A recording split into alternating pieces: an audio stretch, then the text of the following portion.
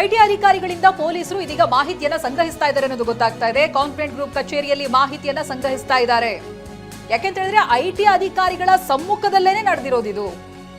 IT ಅಧಿಕಾರಿಗಳಿಗೆ ಇದೀಗ ಪ್ರಶ್ನೆಗಳ ಸುರಿಮಳೆ. ಏನ್ ಪ್ರಶ್ನೆ ಕೇಳಿದ್ರಿ ನೀವು? ಯಾವ ದಾಖಲೆಯನ್ನ ಕೇಳಿದ್ರಿ ರಾಯ್ ಅವರ ಬಳಿ? ಸಿಜೆ ರಾಯ್ ಅವರ ಮಾನಸಿಕ ಸ್ಥಿತಿ ಹೇಗಿತ್ತು ಅಂತ ಈಗ ಕಾಕಿ ಐಟಿ ಅಧಿಕಾರಿಗಳಿಗೆ ಪ್ರಶ್ನೆ ಮಾಡ್ತಾ ಇದೆ. ಬಹುಶಃ ಇಷ್ಟು ಪ್ರಕರಣಗಳೆಲ್ಲ ನೋಡಿರ್ತೀವಿ ನಾವು. ಐಟಿ ದಾಳಿಯನ್ನ ಮಾಡಿದ್ದು, ಐಟಿ ದಾಳಿ ಮಾಡಿದ್ದಂತ ಅಧಿಕಾರಿಗಳೇ ವಿಚಾರಣೆಗೆ ಒಳಪಡ್ತಾ ಇರೋದು ಇದೇ ಮೊದಲು. ಐಟಿ ಅಧಿಕಾರಿಗಳು ಇರುವಂತ ಸಂದರ್ಭನೇ ಸಿಜೆ ರಾಯ್ ಅವರು ಆತ್ಮಹತ್ಯೆಗೆ ಶರಣಾಗಿರೋದ್ರಿಂದ ಅವರ ಮಾನಸಿಕ ಸ್ಥಿತಿ ಹೇಗಿತ್ತು, ಅವ್ರ ಆತ್ಮಹತ್ಯೆಗೆ ಮುಂದಾಗಬೇಕು ಅಂತ ಹೇಳಿದ್ರೆ, ಅಂತ ಒಬ್ಬ ಉದ್ಯಮಿ ಆತ್ಮಹತ್ಯೆಗೆ ಶರಣಾಗಬೇಕು ಅಂತ ಹೇಳಿದ್ರೆ ನೀವೇನ್ ಪ್ರಶ್ನೆ ಕೇಳಿದ್ರಿ ಅವರಿಗೆ? ಯಾವ ದಾಖಲೆಯನ್ನ ಅವ್ರ ಹತ್ರ ಕೇಳಿದ್ರಿ? ಇವೆಲ್ಲ ಪ್ರಶ್ನೆಯನ್ನ ಕಾಕಿ ಇದೀಗ ಐಟಿ ಅಧಿಕಾರಿಗಳಿಗೆ ಮಾಡ್ತಾ ಇದ್ದಾರೆ. ಬೆಳಿಗ್ಗೆನೆ ಐಟಿ ಅಧಿಕಾರಿಗಳು ಸಿಜೆ ರಾಯ್ ಅವರ ಕಚೇರಿಗೆ ಬಂದಿರ್ತಾರೆ. ಮಧ್ಯಾಹ್ನದಷ್ಟೊತ್ತಿಗೆ ಸಿಜೆ ರಾಯ್ ಬಂದಿರ್ತಾರೆ. ಇದೀಗ ಐಟಿ ಅಧಿಕಾರಿಗಳು ತೆರಳಿದ್ದಾರೆ. ಬಟ್ ಅವರು ಕಾಕಿ ವಿಚಾರಣೆಗೆ ಒಳಪಡ್ತಾ ಇದ್ದಾರೆ ಈಗ. ಕರೆಕ್ಟ್. ಆಮೇಲೆ ಇನ್ನೊಂದು ವಿಚಾರ ಅಂತ ಅಂದ್ರೆ, ಈ ಸರ್ಜಾಪುರ ಭಾಗದಲ್ಲೆಲ್ಲ ಇವರು ಬಹಳ ಇವರಿಗೆ ಅನುಕೂಲ ಆದಂಥದ್ದು ಅಂತಂದ್ರೆ ಈ ಸರ್ಜಾಪುರದ ಭಾಗದ ರಿಯಲ್ ಎಸ್ಟೇಟ್ ವ್ಯವಹಾರಗಳು. ಒಂದು ಹಂತದಲ್ಲಿ ಸರ್ಜಾಪುರ ಡೆವಲಪ್ ಆಗಿದ್ದೆ ಸಿಜೆ ರಾಯ್ ಅನ್ನುವಂಥ ರೀತಿಯಾಗಿಯೂ ಕೂಡ ಕೆಲವರು ಹೇಳ್ತಾರೆ. ಯಾಕಂದ್ರೆ ಆ ಮಟ್ಟಿಗಿನ ವ್ಯವಹಾರ ಅವ್ರದ್ದು ಸರ್ಜಾಪುರ ಭಾಗದಲ್ಲಿ ಇತ್ತು ಅಂತ ಹೇಳ್ಕೊಂಡು. ಆಮೇಲೆ ತೀರಾ ಒಂದು 4 ದಿನಗಳ ಹಿಂದೆ ಕೂಡ ಅವರು ಈ ರಿಪಬ್ಲಿಕ್ ಡೇಗೆ ವಿಶ್ ಮಾಡಿದ್ದಾರೆ. ಸೋಷಿಯಲ್ ಮೀಡಿಯಾದಲ್ಲೆಲ್ಲ ಪೋಸ್ಟ್ ಹಾಕಿದ್ದಾರೆ. ಆಮೇಲೆ ಎಲ್ಲ ಈ ರಾಜನ್ ಕುಂಟೆ ಹತ್ರ ಹೋಗಿ ಈ ಹಸು ಗೋಶಾಲೆ ಇದೆಲ್ಲ ವಿಸಿಟ್ ಮಾಡಿರೋದು ತೀರಾ ಇತ್ತೀಚೆಗೆ ಇದನ್ನೆಲ್ಲ ಕೂಡ ನಾವು ನೋಡ್ತಾ ಇದ್ದೀವಿ. ಅಂದ್ರೆ ಈ ತರದ ಮನಸ್ಥಿತಿ, ಅಕಸ್ಮಾತ್ ನಾನು ಸೂಸೈಡ್ ಮಾಡ್ಕೊಂಡ್ಬಿಡ್ಬೇಕು, ನನಗೇನು ಆಗ್ತಾ ಇಲ್ಲ ಅಂತ ಆ ಯೋಚನೆಯಲ್ಲಿರುವಂತ ವ್ಯಕ್ತಿ ಹೀಗೆ ಸಾಮಾಜಿಕ ಜಾಲತಾಣದಲ್ಲಿ ಪೋಸ್ಟ್ಗಳನ್ನು ಮಾಡೋದು, ತಮ್ಮ ಖುಷಿಯನ್ನ ವ್ಯಕ್ತಪಡಿಸೋದು, ಈಗಲೂ ಕೂಡ ತೀರಾ ಮೊನ್ನೆ ತನಕನೂ ಕೂಡ ಈ ಮೋಟಿವೇಶನಲ್ ಸ್ಪೀಚ್ ಕೊಡೋದು, ಎಲ್ಲೋ ಒಂದಷ್ಟು ಕಡೆ. ಆಮೇಲೆ ಮೊನ್ನೆ ಏನೋ ಕೇರಳಕ್ಕೇನೋ 60 ಲಕ್ಷ ರೂಪಾಯಿ ಇವ್ರು ಕೊಟ್ಟಿದ್ದಾರೆ ಈ ರಿಮೋಟ್ ಏರಿಯಾಗಳಿಗೆ ಬೋರ್ವೆಲ್ ಹೊಡ್ಸಕ್ಕೆ ಅಂತ ಹೇಳ್ಕೊಂಡು. ಯಾರ ಕಷ್ಟ ಅಂದ್ರೂ ಕೂಡ ತಾನು ಸಹಾಯ ಮಾಡಿದ್ದಾರೆ. ಆಮೇಲೆ ಸರ್ಜಾಪುರ ಅಂತ ಹೇಳಿದ್ರಿ, ಅವಾಗ್ಲೇ ನೀವು ಮಾರುತಿ 800 ವಿಚಾರ ಹೇಳ್ತಾ ಇದ್ರಲ್ಲ, ಅವರು ಫಸ್ಟ್ ಮಾರುತಿ 800 ತಗೋಬೇಕಾದ್ರೇನೆ ಸರ್ಜಾಪುರದಲ್ಲಿ ಇನ್ವೆಸ್ಟ್ ಮಾಡಿದರಂತೆ, ಚಿಕ್ಕದೊಂದು ಜಾಗ ತಗೊಳ್ಳೋಣ ಅಂತ. ಮುಂದಾಲೋಚನೆ ನೋಡಿ ಅವ್ರಿಗೆ. ಕಾರ್ಗೆ ಇನ್ವೆಸ್ಟ್ಮೆಂಟ್ ಮಾಡೋದಕ್ಕಿಂತ ಲ್ಯಾಂಡ್ ಮೇಲೆ ಮಾಡುವಂತ ಇನ್ವೆಸ್ಟ್ಮೆಂಟ್ ಮತ್ತೆ ಡಬಲ್ ಆಗಿ ನಮಗ್ ಬರುತ್ತೆ. ಅಂದ್ರೆ ಆ ಮಟ್ಟಿಗಿನ ಕಾನ್ಫಿಡೆಂಟ್ ಇರುವಂತಹ ವ್ಯಕ್ತಿ, ಅವ್ರ ಗ್ರೂಪೇ ಹೆಸರೇ ಇದ್ದ ಹಾಗೆ, ಅಂತ ಮನಸ್ಥಿತಿ ವ್ಯಕ್ತಿ ಹೇಗೆ ಸೂಸೈಡ್ ಮಾಡ್ಕೊಳ್ಳುವಂತ ನಿರ್ಧಾರಕ್ಕೆ ಬಂದ್ರು ಅನ್ನುವಂಥದ್ದು ಇಲ್ಲಿ ಪ್ರಶ್ನೆ.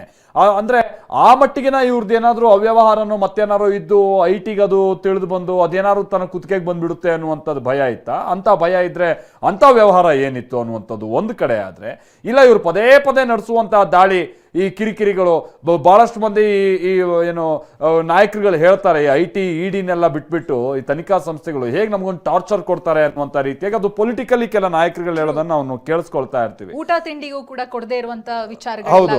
ಆಮೇಲೆ ಸಣ್ಣ ಪುಟ್ಟ ವ್ಯವಹಾರಕ್ಕೂ ಕೂಡ ಪದೇ ಪದೇ ನೋಟಿಸ್ ಕೊಡೋದು, ಅವ್ರನ್ನ ವಿಚಾರಣೆಗೆ ಬರಕ್ಕೆ ಹೇಳೋದು.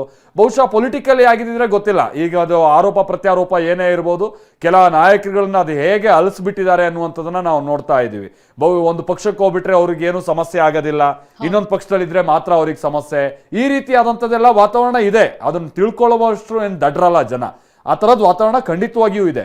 ಬಟ್ ಸಿಜೆ ರಾಯ್ ವಿಚಾರವಾಗಿ ಏನಾಯ್ತು, ಇವರು ಏನಾದ್ರು ಪೊಲಿಟಿಕಲಿ ಟಾರ್ಗೆಟೆಡ್ ಆಗಿದ್ರ ಅನ್ನುವಂಥದ್ದು ಇಲ್ಲಿ ಪ್ರಶ್ನೆ ಬರುತ್ತೆ. ಯಾಕೆ ಆ ವಿಷಯ ಬರುತ್ತೆ ಅಂತ ಅಂದ್ರೆ, ಹೇಳಿ ಕೇಳಿ ಕೇರಳ ಚುನಾವಣೆ ಬರ್ತಾ ಇದೆ ಈಗ ಇನ್ನು ಕೆಲವೇ ದಿನಗಳಲ್ಲಿ.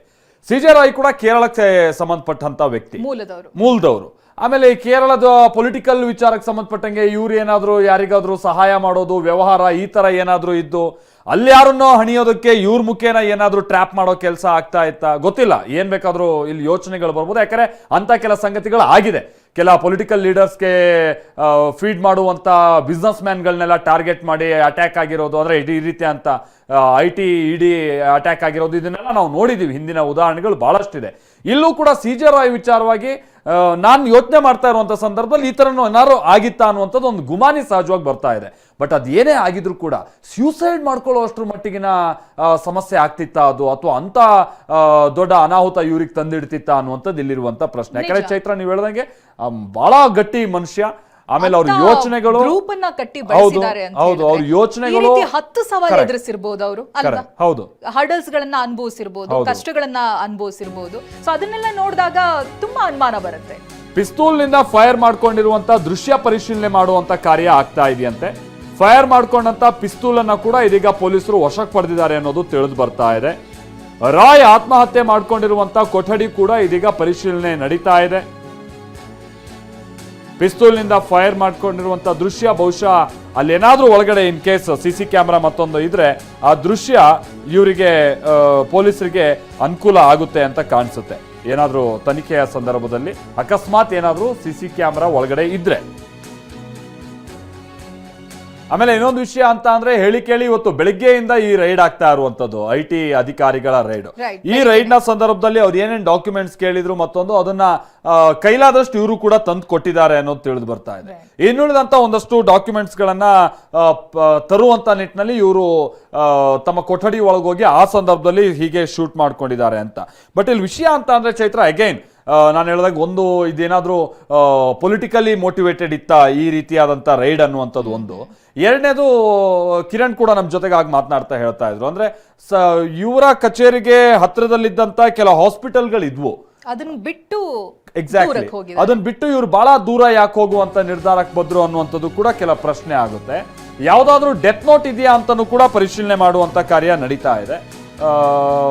ಡೆತ್ ನೋಟ್ ಏನಾದ್ರೂ ಲಭ್ಯ ಇದ್ರೆ ಅಕಸ್ಮಾತ್ ಏನಾದ್ರು ಅವ್ರು ಬರ್ದಿಟ್ಟಿದ್ದಿದ್ರೆ ತನಿಖೆಗೆ ಬಹಳ ಅನುಕೂಲ ಆಗ್ಬೋದು. ಆಮೇಲೆ ಡೆತ್ ನೋಟ್ ಬಹುಶಃ ಕೊನೆ ಸಂದರ್ಭದಲ್ಲಿ ಅವರು ಸಡನ್ ಆಗಿ ಡಿಸಿಷನ್ ಮಾಡಿ ಡೆತ್ ನೋಟ್ ಬರೆಯುವಂತ ಆ ಮನಸ್ಥಿತಿಯಲ್ಲಿ ಇಲ್ಲದೆ ಹೋದ್ರು ಕೂಡ ಯಾರಿಗಾದ್ರೂ ಮೆಸೇಜ್ ಮಾಡಿದ್ರ ಅನ್ನುವಂಥ ಮೊಬೈಲ್ನಲ್ಲಿ ಅಥವಾ ವಾಟ್ಸ್ಆ್ಯಪ್ ನಲ್ಲಿ ಯಾರಿಗಾದ್ರು ಕಳಿಸಿರೋದು, ಇನ್ಸ್ಟಾಗ್ರಾಮು, ಫೇಸ್ಬುಕ್ ಇದೆಲ್ಲ ಅವರು ಬಹಳ ಆಕ್ಟಿವ್ ಆಗಿದ್ದಂಥದ್ದು. ಆ ಕಾರಣಕ್ಕಾಗಿ ನಾವು ಇಲ್ಲಿ ಸೋಷಿಯಲ್ ಮೀಡಿಯಾ ವಿಚಾರಗಳನ್ನ ಹೇಳ್ತಾ ಇದೀವಿ. ಯಾಕಂದ್ರೆ ಇವರು ತಮ್ಮ ಜೀವನದಲ್ಲಿ ಏನು ಆಗು ಹೋಗು ಆಗ್ತಾ ಇದೆ, ಫ್ಯಾಮಿಲಿಗೆ ಅವ್ರು ಕೊಡುವಂತ ಸಮಯ. ಆಮೇಲೆ ಇನ್ನೊಂದು ವಿಚಾರ ಅಂತಂದ್ರೆ ಚೈತ್ರ, ನಾವು ಪದೇ ಪದೇ ಇವ್ರನ್ನ ಗಮನಿಸ್ತಾ ಇರ್ತಾ ಇದ್ವಿ, ಇವರು ಬಹಳ ಈ ಫ್ಯಾಮಿಲಿ ಮ್ಯಾನ್ ಇವರು. ಅಂದ್ರೆ ಇವರು ವ್ಯವಹಾರಗಳು ಏನೇ ಇರ್ಬೋದು, ಇವ್ರ ವಿಲಾಸಿ ಜೀವನ ಏನೇ ಇರ್ಬೋದು, ಬಹಳಷ್ಟು ಸಮಯವನ್ನ ಇವ್ರ ಕುಟುಂಬಕ್ಕೆ ಕೊಡ್ತಾ ಇದ್ರು ಅನ್ನುವಂಥದ್ದನ್ನ ನಾವು ಕೇಳ್ಪಡ್ತಾ ಇದ್ವಿ. ಅವರು ಹೇಳ್ಕೊಂಡಿದ್ದಾರೆ ಫ್ಯಾಮಿಲಿ ಜೊತೆಗೆ ವೀಕ್ಲಿ ಒನ್ಸ್ ಈ ರೀತಿಯಾಗಿ ಮಾಡೋದು. ಹೌದು, ದೇವಸ್ಥಾನನೋ ಮತ್ತೊಂದೋ ಎಲ್ಲೇ ಹೋದ್ರು ಫ್ಯಾಮಿಲಿನ ಕರ್ಕೊಂಡು ಹೋಗೋದು. ಅವರಿಗೆ ಇಬ್ರು ಮಕ್ಕಳು ಕೂಡ ಇದ್ದಾರೆ, ಒಬ್ರು ಒಂದ್ ಗಂಡು ಒಂದ್ ಹೆಣ್ಣು, ಆಮೇಲೆ ಪತ್ನಿ. ಇವ್ರ ಜೊತೆಗೆಲ್ಲ ಅವ್ರು ಬಹಳ ಒಂದು ಬಾಂಡಿಂಗ್ ಅನ್ನ ಇಟ್ಕೊಂಡಿದ್ರು. ಯಾಕೆ ಫ್ಯಾಮಿಲಿ ಮ್ಯಾನ್ ಆಗಿದ್ರು ಅನ್ನುವಂಥದ್ದು ಏನ್ ಹೇಳ್ತೀನಿ ಅಂತ ಅಂದ್ರೆ, ಬಹುಶಃ ಈ ಫ್ಯಾಮಿಲಿನ ಏನಾದ್ರೂ ಸಮಸ್ಯೆಗಳು ಕಿರಿಕಿರಿಗಳು ಇದ್ದು ಅಕಸ್ಮಾತ್ ಈ ರೀತಿಯಾದಂಥದ್ದು IT ನೋ ಮತ್ತೊಂದೋ ಕಿರಿಕಿರಿಗಳಿದ್ರೆ ಬಹುಶಃ ಈ ಜೀವನ ಸಾಕು ಅನ್ನುವಂಥ ನಿರ್ಧಾರ ಕೆಲವರು ಬರ್ಬೋದು ಅಂತ ಕಾಣಿಸುತ್ತೆ. ಬಟ್ ಇವರು ಫ್ಯಾಮಿಲಿ ಜೊತೆಗೆ ಅಷ್ಟೊಂದು ಬಾಂಡಿಂಗ್ ಅನ್ನ ಹೊಂದಿರುವಂತ ವ್ಯಕ್ತಿ ಸಾಯೋ ಟೈಮ್ನಲ್ಲಿ ನಾನು ಅಕಸ್ಮಾತ್ ಇಲ್ಲದೆ ಹೋದ್ರೆ ನನ್ನ ಫ್ಯಾಮಿಲಿನ ನನ್ನನ್ನು ಮಿಸ್ ಮಾಡ್ಕೊಳ್ಬಿಡುತ್ತಲ್ವಾ ಅಥವಾ ನಾನ್ ಮಿಸ್ ಮಾಡ್ಕೊಳ್ತೀನಲ್ವಾ ಅನ್ನೋಂಥದ್ದು ಆ ಯೋಚನೆಗಳು ಅವ್ರನ್ನ ಸಾವಿನಂತ ನಿರ್ಧಾರದಿಂದ ದೂರ ಸರಿಸುತ್ತವೆ.